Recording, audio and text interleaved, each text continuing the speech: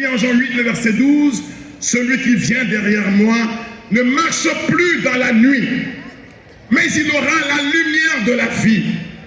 Ce Verbe, c'est notre espérance. Et Marie, mère du Verbe, est mère de l'espérance. Marie de l'Annonciation est la femme qui porte en elle l'espérance.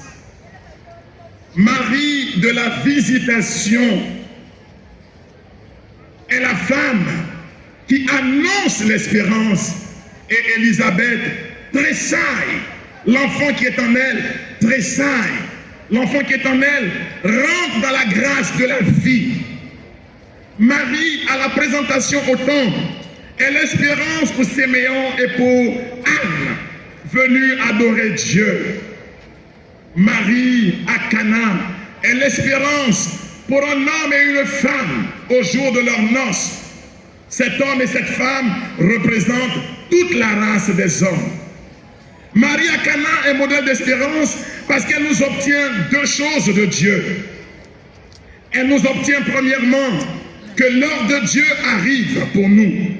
Car son fils Jésus avait dit, « Mon heure n'est pas encore venue. » Jésus dit, « Mon heure n'est pas encore venue. » Mais Marie insiste auprès des serviteurs en leur disant, « Tout ce qu'il vous dira, faites-le. » Et Jésus fait ce que Marie lui demande.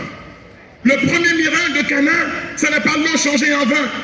Le premier miracle de Cana, c'est que l'heure de Dieu est arrivée.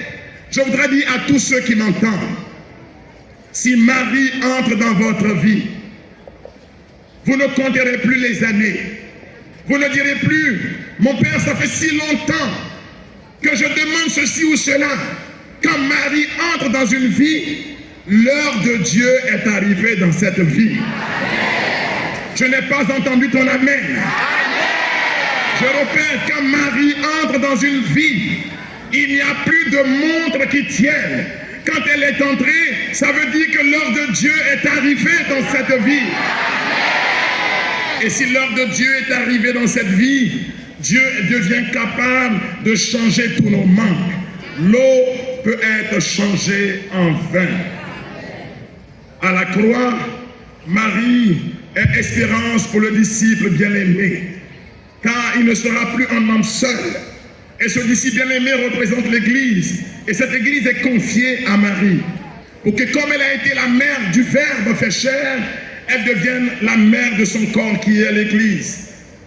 Qu'elle en prenne soin, qu'elle garde cette Église. Et puis à la Pentecôte, Marie est l'espérance que la promesse faite par Jésus, vous recevrez une puissance, celle du Saint-Esprit, et vous serez mes témoins que cette promesse se réalisera. Donc dans les évangiles, dans la parole de Dieu, chaque fois que Marie est citée, elle est citée pour apporter une réponse de Dieu dans une vie. En cela, nous disons que Marie est habitée par l'espérance et que Marie est témoin de l'espérance. Témoin de l'espérance, mais aussi pèlerin de l'espérance. Parce que entre l'Annonciation et la Visitation, en Luc, au chapitre 1er, le verset 39, on dit que Marie se rendit en hâte chez sa cousine Élisabeth.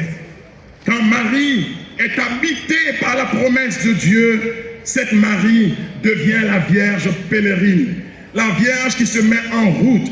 Et je voudrais prier que Marie, Notre-Dame de Haribo, soit la pèlerine qui va accompagner chacun de vous dans sa propre maison. Pour que comme Élisabeth, vous puissiez vous aussi exulter en disant, comment ai-je le bonheur que la mère d'Adonai, la mère de mon Seigneur, vienne jusqu'à moi. Car quand j'ai entendu tes paroles, moi aussi, la grâce de Dieu s'est mise en mouvement dans ma vie. Que Marie nous obtienne ce que nous lui demandons. Amen.